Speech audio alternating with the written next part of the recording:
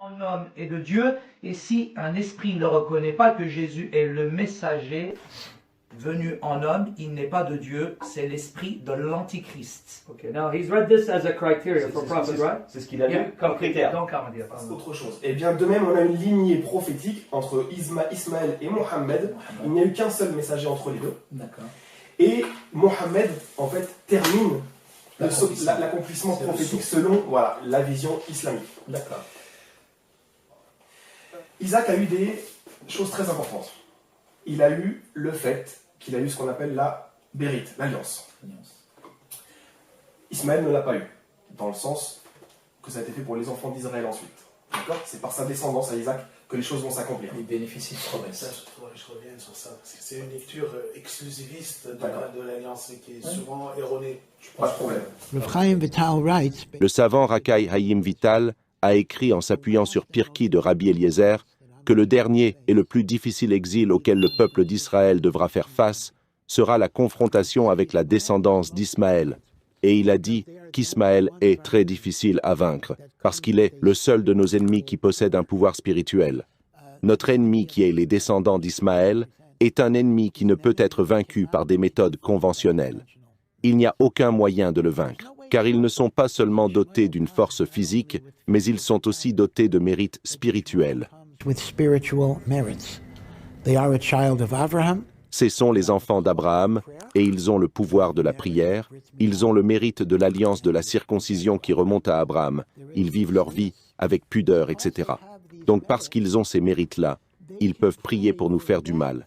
Et comme il y a du pouvoir dans leur prière, Dieu leur donne tout ce qu'ils demandent. J'ai dit que, après mes recherches, Jésus était mort, crucifié, ressuscité, élevé à la droite de Dieu. Donc je rappelle quand même les points importants.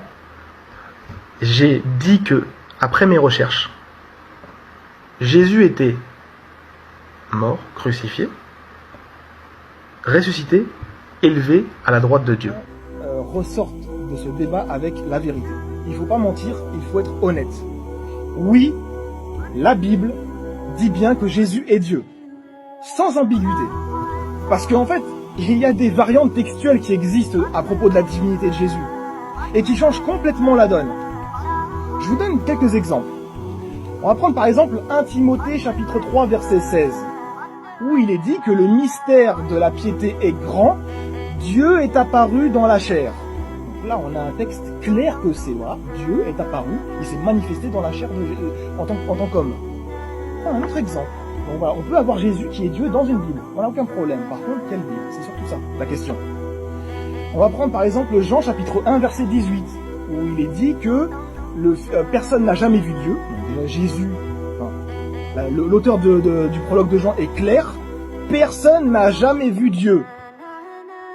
Le Dieu Fils unique, ou le Fils unique, etc., parce que ce sont des variantes textuelles, l'ont fait connaître.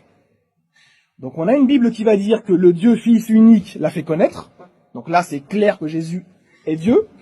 Mais on a la majorité des Bibles actuelles qui se servent de témoins beaucoup plus anciens pour le texte, qui nous dit que c'est le Fils unique, tout court. Là,